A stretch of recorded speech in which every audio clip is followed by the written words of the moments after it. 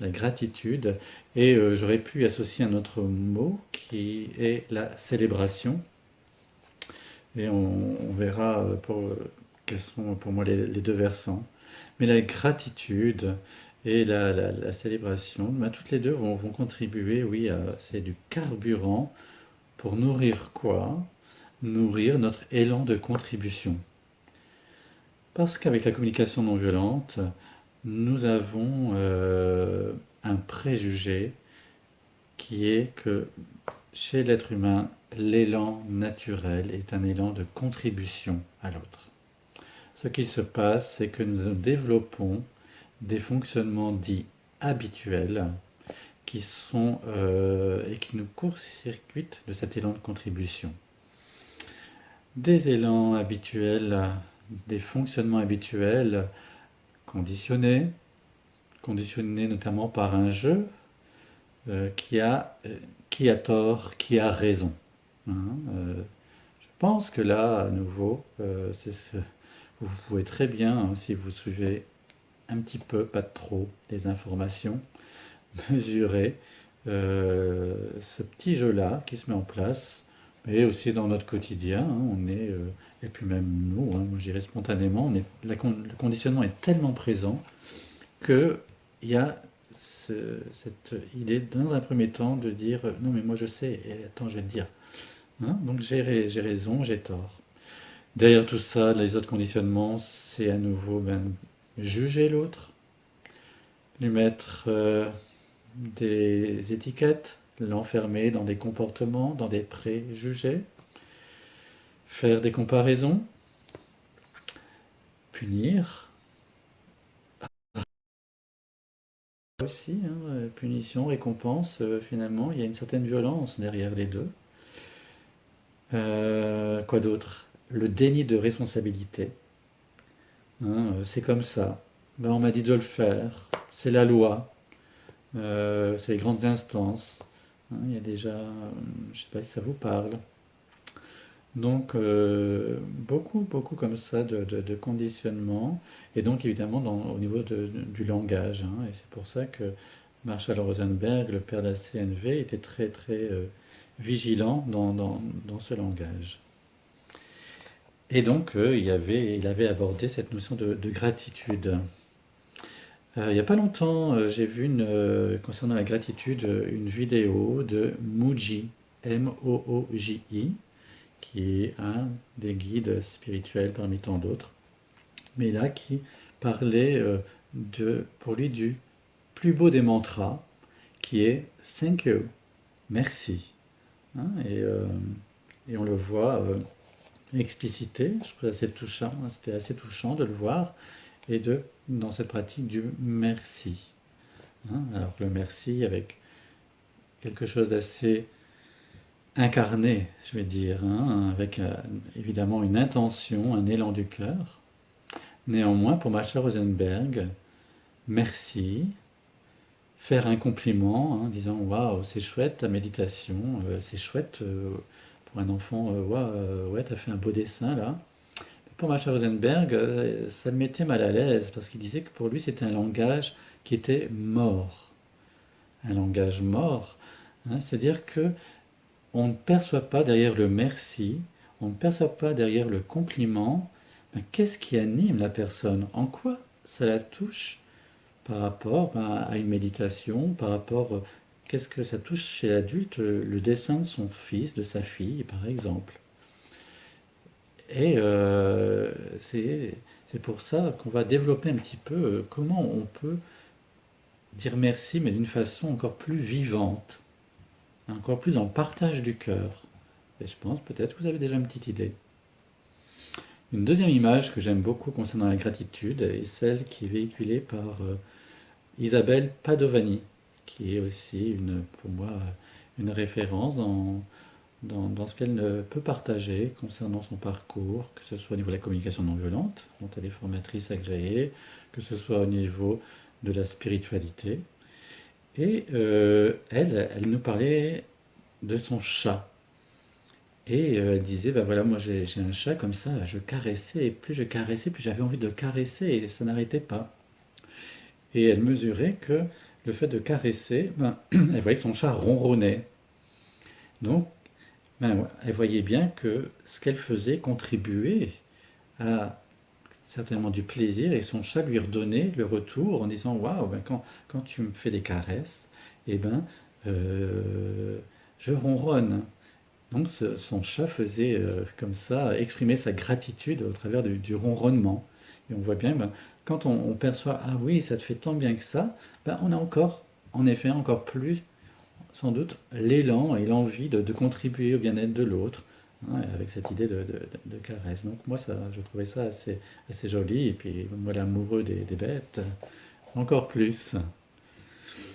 Alors, les trois étapes pour la communication non violente pour exprimer sa gratitude. Donc, quand on veut signifier à l'autre, waouh, c'est super là ce que j'ai vécu avec toi. Donc, la première des choses, c'est faire une observation de ce que l'autre a pu nous dire ou de ce qu'il a pu faire qui a contribué à notre bien-être. Donc, on peut juste ses paroles, par exemple, ou juste ses actes. Ensuite, on va pouvoir y lui exprimer le besoin qui était nourri. Par exemple, si quand quelqu'un me dit écoute, ta méditation sur le pardon, bah, ça m'a fait vivre des choses très, très intenses et ça m'a libéré. Donc, au lieu de dire ah bah, super, chouette, merci de me dire ça, je pourrais très bien dire bah, écoute, quand tu me dis, voilà, l'observation c'est quand tu me dis que lorsque tu as fait la méditation sur le pardon, eh bien, ça t'a libéré. Eh bien, écoute, moi, ça donne du sens. Ça nourrit mon besoin de sens dans ce que je veux apporter aux autres, hein, et ça nourrit mon évolution dans ce que je peux apporter aux autres. Hein, vous voyez un petit peu le lien. Et après, on peut partager aussi quasiment après l'émotion. Donc, et waouh, et quand je sens là mon besoin de sens, mon besoin de contribution, ils sont nourris tous les deux, bah écoute, ça me rend tellement joyeux, tellement dans l'allégresse dans mon cœur. On peut inverser, hein, on peut commencer par l'émotion, puis venir au besoin, comme ben, j'avais exprimé jusqu'alors hein, dans les autres méditations, peu importe.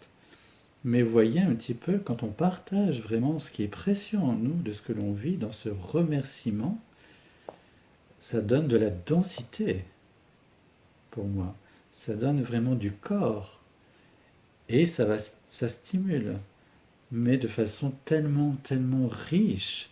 Euh, je sais pas, enfin moi, quand j'ai découvert ça, et on avait expérimenté cela en atelier, hein, les uns et les autres, en exprimant notre gratitude, et c'était parfois très très bouleversant, parce qu'en plus, il y a une mesure de ce que l'on peut apporter à l'autre. Des fois, on n'a pas cette mesure. Hein, on n'a pas la mesure de l'impact. Comme à l'inverse, hein, des fois, on a des propos, on ne sait pas que ça peut heurter l'autre. Et de la même manière, on peut avoir aussi juste un mot, mais qui va éclairer l'autre, va y avoir une prise de conscience. Et vous imaginez que si l'autre me dit, bah écoute, quand tu m'as dit ça, mais attends, dans ma tête, c'était waouh, c'était lumineux et mon besoin de clarté, il a été nourri. Donc j'espère que vous mesurez un petit peu ce pouvoir de la gratitude. C'est vraiment là aussi une notion de pouvoir au service de cet élan de contribution. Alors on n'est pas forcément à l'aise quand on peut recevoir de la gratitude, hein, parce que là aussi les conditionnements viennent jouer, hein, viennent intervenir, parce qu'on peut avoir soit une notion d'orgueil, donc on va dire oh, bah ouais c'est orgueilleux, ou alors on va avoir tendance à minimiser, hein, on dit oh bah merci pour tout ce que tu as fait, et spontanément hein, on peut être hein, ça va dire oh mais tu sais c'est pas grand chose, hein, voilà mais t'en fais pas, hein. Et savoir écouter la gratitude de l'autre, c'est aussi quelque chose d'assez parfois inédit.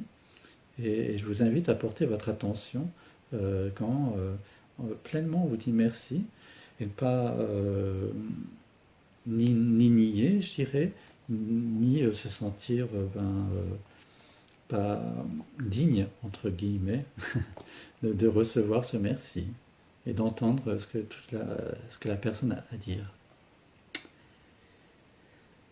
Ensuite, la gratitude de soi à soi, c'est là où on va parler de célébration.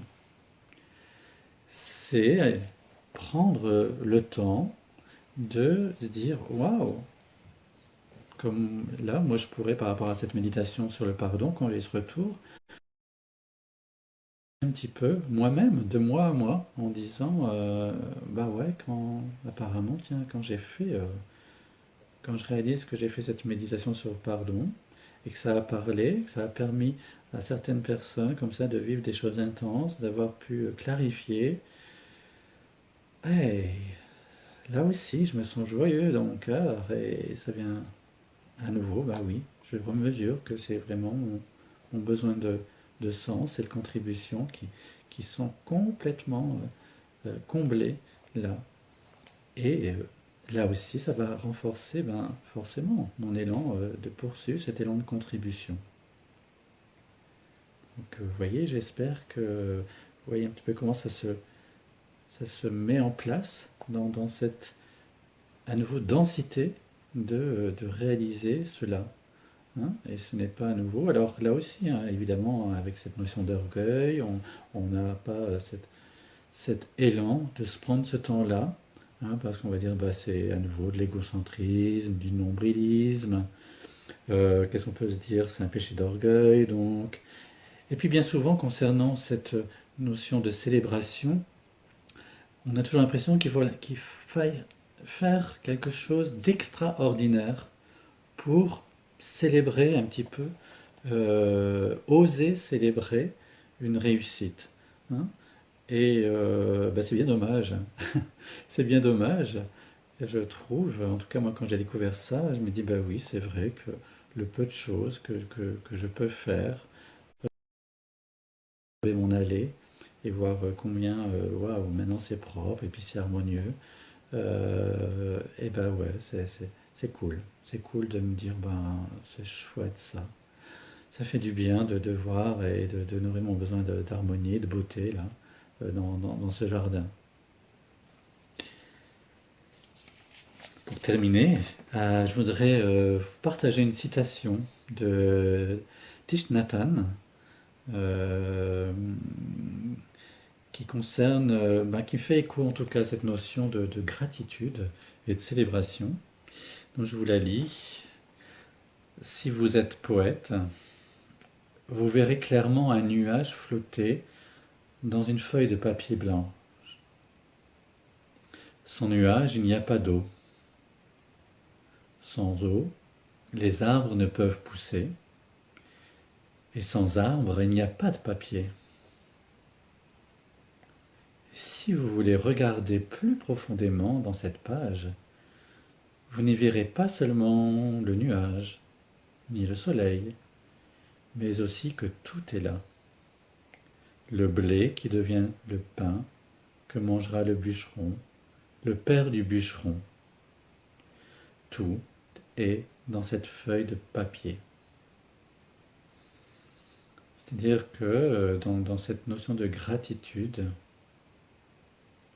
va s'enclencher tout un processus au service de la vie, de comment la vie peut s'exprimer dans tous ces liens, dans tous ces maillons, au niveau végétal, minéral, animal, entre êtres humains. C'est mesuré, ben waouh, mais quelle gratitude finalement dans ce fonctionnement-là. Et que ce temps que nous vivons, ce temps de confinement, peut être propice là où nous en sommes, dans ce que nous vivons, dans le plus agréable, dans le moins agréable, à avoir cette capacité de gratitude